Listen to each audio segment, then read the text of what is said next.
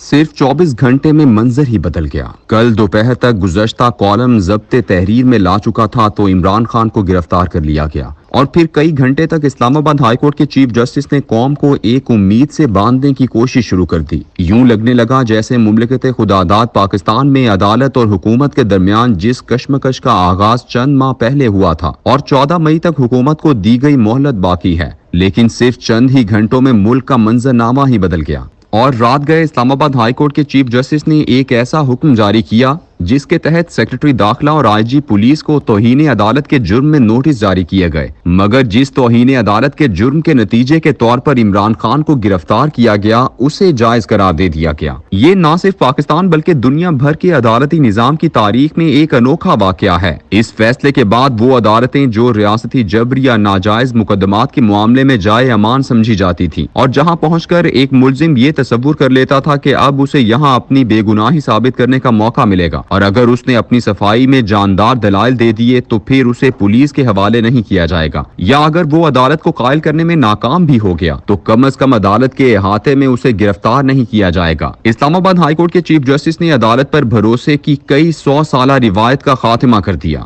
اس روایت کا خاتمہ تو دراصل سیکرٹری داخلہ اور آئی جی اسلام آباد نے کر دیا تھا، مگر عدالت نے انہیں مجرم اور جرم کو درست قرار دے کر عدالتی احترام کی وہ دیوار چکنا چور کر دی۔ یہ ایک خطرناک روایت کا آغاز ہے۔ عین ممکن ہے کہ بھری عدالت میں کسی مفرور شخص کو جو پولیس کے ناجائز مقدمات سے بھاگ کر عدالت میں پہنچا ہو، پولیس اسے بھری عدالت میں پولیس مقابلے میں قتل کر دے اور پھر توہین عدالت پر معافی مانگ لے۔ ایسا کچھ کل بھی ہو سکتا تھا، لیکن عمران خان کی قسمت اچھی تھی کہ تصادم سے پہلے ہی اسے وہاں سے نکال لیا گیا۔ اسلام آباد ہائی کورٹ کا فیصلہ سنانے سے پہلے ہی عمران خان کو احاطہ عدالت سے گرفتار کرنے کا جو جرم سرزد ہوا اور جس پر توہین عدالت کے نوٹس بھی جاری ہوئے وہ معمولی جرم نہیں ہے۔ اس ایک جرم نے پاکستان کے 22 کروڑ عوام کی اس امید کو توڑ دیا جو عدالتی نظام کے کمزور دھاگے سے بندھی ہوئی تھی۔ اگر عدالت اسی وقت عمران خان کو اپنی عدالت میں واپس طلب کر لیتی جس کی حرمت کو پامال کر کے اسے گرفتار کیا گیا تھا تو یقیناً اس کے بعد جو اس ملک کی شاہراہوں پر طوفان برپا ہوا ہے وہ کبھی نہ ہوتا۔ کسی بھی عدالت کا ایک غلط فیصلہ قوموں کی تاریخ میں صدیوں تک اپنے زخم ہرے رکھتا ہے۔ جسٹس محمد منیر کے 1954 اور 1958 کے فیصلوں کے زخم اس وقت ایک بار پھر ہرے ہو جاتے ہیں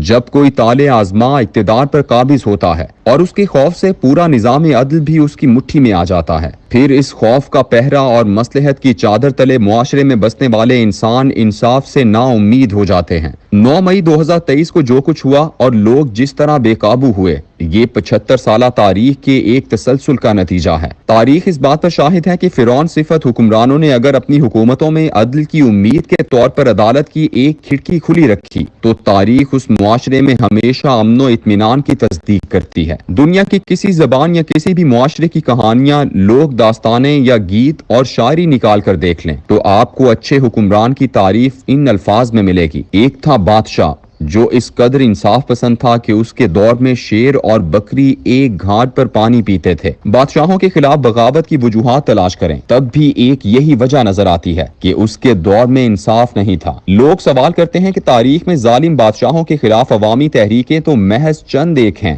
باقی ظالموں کا کیا حشر ہوا؟ تاریخ ایسے واقعات سے بھری ہوئی ہے۔ جو بادشاہ بھی ظالم ہوتا تو رعایا اس پر کسی دشمن کے حملے کی امیدیں لگاتی بلکہ خفیہ طور پر اسے دعوت دیتی، اور جب دشمن ان کے ملک پر حملہ آور ہوتا تو ظالم بادشاہ کی فوج مقابلے کے لیے اکیلی رہ جاتی اور عوام اس کی شکست کا تماشا دیکھتے۔ کسی دوسری قوم یا مذہب کی تاریخ پڑھنے کی کیا ضرورت ہے؟ بنو عباس کے خلیفہ معتصم باللہ کے دور میں جب ظلم و ستم عام ہوا اور لوگ عدالتوں سے مایوس ہو گئے تو اسی کے اپنے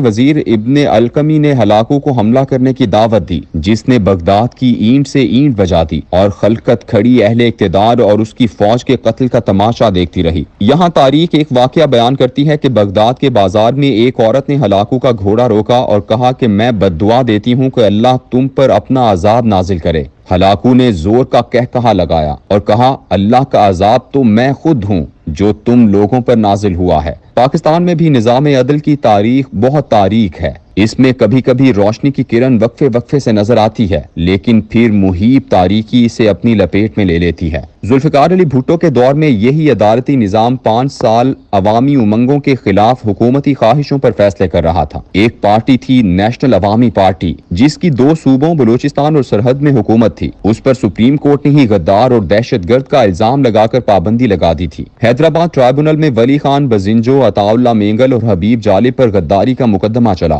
اور خوفزدہ عدالت بالکل ویسے ہی جیل میں لگتی تھی جیسے عمران خان کے ریمانڈ کے لیے جج پولیس لائنز لائے گئے۔ اگر اس وقت جج حیدرآباد کیس میں جیل جا کر عدالت اپنی نہ لگاتے تو بلوچستان کے زخم جو بار بار ہرے ہو جاتے ہیں ان پر مرہم رکھا جاتا۔ اس کے بعد 1977 میں جو تحریک چلی اس کے سامنے تمام سویلین نظام جانبدار اور ظالم تھا، لیکن عوام کے ذہنوں کے لاشعور میں کہیں نہ کہیں ایک امید کی روشن کرن موجود تھی، جس کا اظہار عوام نے اس وقت کیا جب ضیاء الحق نے مارشل لا لگایا۔ لیکن ضیاء الحق سے لے کر مشرف اور پھر بے نظیر سے لے کر شہباز شریف تک عدالتوں نے جو فیصلے کیے اس نے عوام کو پاکستان کے ہر ادارے سے بدظن کر دیا۔ 1977 میں وہ اس امید پر لڑتے رہے کہ کہیں تو سکھ کا سانس ملے گا، انصاف ہوتا نظر آئے گا، لیکن جب اعلیٰ عدالتوں کے ججوں نے ہی ریٹائرمنٹ کے بعد مقتدر قوتوں کے ہاتھوں اپنی بے بسی کی داستانیں سنانا شروع کر دیں تو لوگوں کا غصہ صرف اور صرف ایک جانب مرکوز ہوتا چلا گیا۔ چند دن پہلے تک عمران خان کے کہنے پر لوگوں نے 14 مئی تک سپریم کورٹ سے امیدیں وابستہ کر لی تھیں، ایک بار پھر خواب دیکھنا شروع کر دیے تھے، مگر اسلام آباد ہائی کورٹ میں توہین عدالت نے ان کی امیدیں چکنا چور کر دیں۔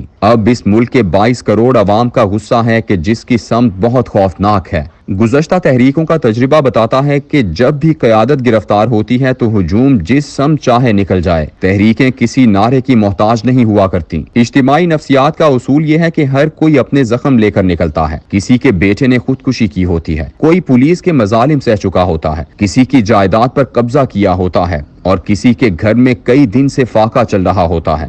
ان سب کا غصہ باہم اکٹھا ہو جاتا ہے اور پھر ان سب کا نشانہ صرف ایک ہوتا ہے جسے وہ چاہیں منتخب کر لیں۔ اس عوامی غصے کو اگر کسی عدالتی فیصلے سے 14 مئی سے بھی پہلے قابو نہ پایا گیا تو شاید بہت نقصان ہو جائے، ناقابل تلافی نقصان۔ ختم شد۔